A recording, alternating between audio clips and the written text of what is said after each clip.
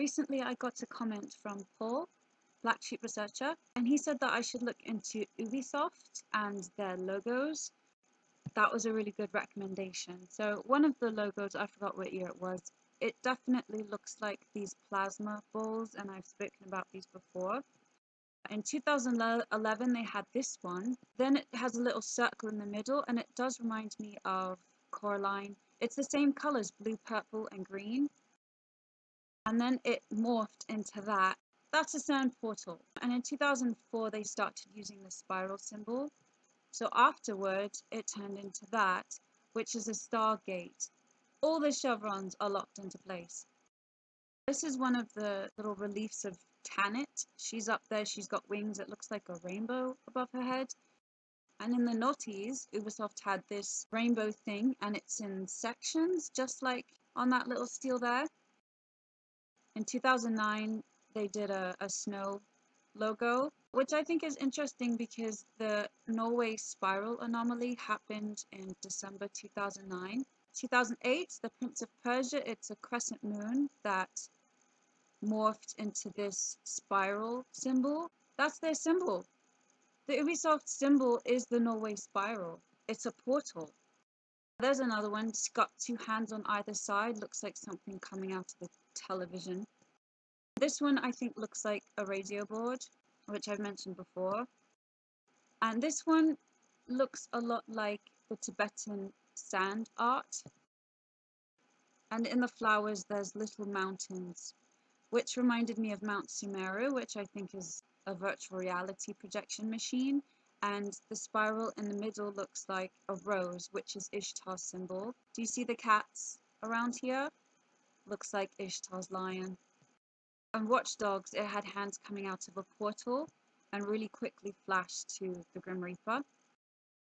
So they have a game called Watch Dogs, and immediately I see Tet, which is basket, snake, and surround. And the logo looks a lot like the sigil of Azazel or Azazel. Some people say it's the seal of Saturn.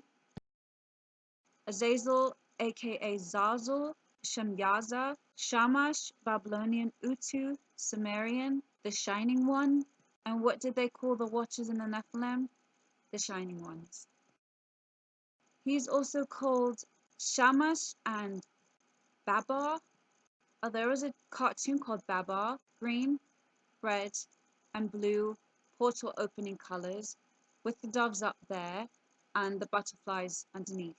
Azazel's zodiac sign is Capricorn and Aquarius, which means that he is Baphomet.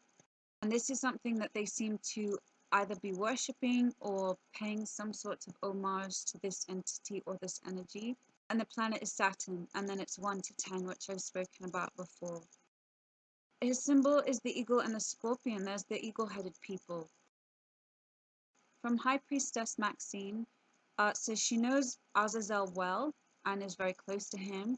He's a high-ranking and important god. He's 7.5 feet tall, with light blonde hair that's past his shoulders. And she says Azazel is not Haman, as some of the grimoires of abuse claim.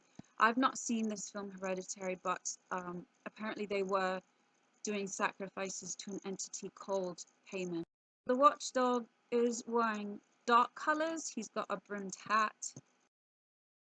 What have come to be known as dark watchers are typically said to be very tall humanoid entities ranging in height from 7 feet tall up to 15 feet tall, dressed in all black and wearing flowing cloaks and wide brimmed hats, with many sightings also mentioning some sorts of staves or sticks in the being's hands.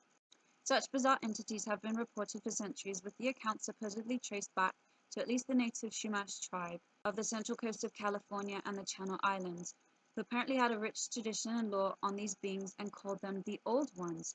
Early Spanish explorers and Mexican ranchers also knew them, referring to them as los vigilantes oscuros, and they were often seen by early explorers and soldiers in the region, who described the unsettling experience of being observed by them from the cliffs. In 2003, there was an account of a witness who seen these beings.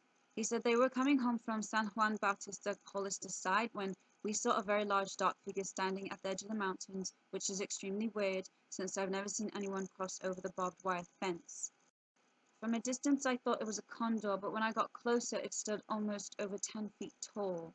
It did not notice us driving behind it, but when we found a spot on the cliff road to turn around and get a better look, it was gone.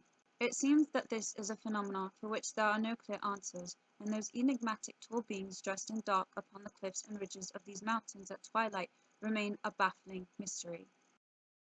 In 2007, Ubisoft started featuring this spazzy rabbit, and it shows the rabbit going into a portal that spirals in the center. In 2007, there's a film called The Last Mimsy, and the rabbit has a spiral on its stomach. The children found a box on a beach, which tells me this is Saturn technology, and the 5-pointed star on the box represents Venus. Look at the two children here. He's wearing green and blue, and she's wearing pink and blue. And that connects to the blue, green, and red 369 portal frequency. Look at it again. She's wearing blue, pink, and green, which looks a lot like Disney's Alice in Wonderland, the colors on the wall plus the little door, which is a portal. She's wearing pink and purple wings, so that's probably magenta and ultraviolet. There's a hidden thing here that most people might have missed if they've seen the film. Basically, Emma is a child oracle because Mimsy the rabbit talks to her in this weird frequency and she's the only one that can understand it, but she interprets what Mimsy is saying to her to other people. Children as oracles and mediums for divination, perhaps because they're innocent, perhaps because they haven't forgotten how to access their magic powers, perhaps because of greater psychic power. Children have always been favored oracles. The earliest testimonials come from ancient mythology. Isis, searching desperately for Osiris's body, has no success until children tell her their observations. This story epitomizes the strength and use of children in divination. The children do not understand what they have seen, they merely describe their observations. It is Isis, an adult and experienced magician, who's able to interpret the information. When they interact with this technology, it seems to make them more intelligent and they can psychically connect with each other. And the boy had a dream of building a bridge, and later he said it was a bridge between them and Mimsy the rabbit. So he does a science experiment where he makes a frequency with his mouth at spiders and they start building their web in such a way, but you know, it looks exactly like a toroidal field. And why spiders? Well, because they have to throw in their little Masonic symbolisms. This is one of the posters of film. There's a lot going on here. The girl and the boy together, they represent Janus, the two-headed god of doorways, because this film is about portals. So the girl is Sybil and the boy is Janus. Chang'o is a Chinese moon goddess. She lives on the moon with a white hair. There's connects to Mimsy the rabbit, and then that connects to Ishtar, and her symbols are the egg and the bunny. When I reverse the image, it looks like an 8 right there, and 8 connects to Venus, and Venus is Ishtar, the portal goddess. The symbol for this thing is a spiral, and people say, oh, it's the pedophile spiral. Why? What about a spiral makes it pedophilia? Well, when you look at the Norway spiral anomaly, it makes sense. It's a portal. That's what they're telling you. The spirals represent the portal. Norway mystery spiral related to Arizona Chaco Canyon spiral petroglyph, which tells that this spiral phenomena haven't happened before. It's about opening portals. The spiral represents portals in other dimensions. And of course, it has to be with Alice in Wonderland. And then searching that, I found this blog. After watching Knowing with Nicolas Cage, I felt like I'd viewed a synchromistic puzzle. I was astounded to see the children entering a very elaborate Stargate accompanied by, of all things, white rabbits. No explanation for their presence, just those little sync winks from the controllers who get a kick out of hiding the truth in plain sight. Even Wikipedia takes rabbit holes personally. To begin with, the phenomena associated with rabbit holes certainly does seem to match the concept of Stargate travel to other dimensions. In Lewis Carroll's Alice's Adventures in Wonderland, Alice follows a mysterious white rabbit with a pocket watch, time and space, into a rabbit hole to enter Wonderland, an absurd reality augmented by heavy-duty potions, one pill makes you smaller, and inhabited by nonsensical characters. This children's story takes on a new dimension when you learn that Lewis Carroll was a member of the Orphic Circle, which trained young women to be trance mediums. I kid you not. Which brings up another movie featuring a young girl with a Stargate opening Lepus. The Last Mimsy is loosely based on a short story called Mimsy Were the Borogroves by Lewis Paget, a pseudonym for husband and wife writing team Henry Kuttner and C. L. Moore. They believed Henry was the reincarnation of Lewis Carroll, aka Charles Dodgson. In the Hollywood version, Mimsy the Rabbit is a stuffed toy that is sent from the future to collect DNA from a child and transport it back to the future because humans' genetics have degraded to the point that they can no longer function without full-body survival suits. Mimsy becomes the teacher of a young progeny, Emma, who is able to understand the mathematics involved in Stargate travel because only a childlike mind can grasp the complexity. She gets her older brother to engineer her a Stargate so they can send Mimsy back with the DNA left behind on her teardrop.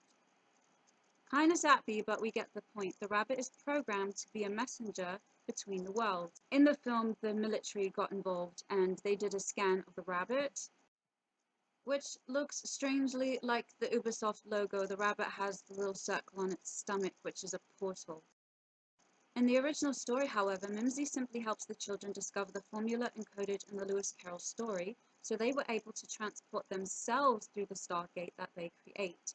So the gist of the story is that Jabberwocky, which seems like a nonsense poem, is actually a kind of alchemical text that Emma and Scott can use to arrange their machine made of junk into a functioning portal for them to transport to the future with fresh DNA to save the human race. Once again, the deciding factor to accessing new realities via a Stargate rabbit hole is a young, unconditioned mind. And I think this is them telling you in plain sight that they use the soul energy of children to open up portals, and I've been saying that for over a year. So thank you very much to Paul from Black Sheep Researcher for encouraging me to look into these symbols because my mind is more than blown.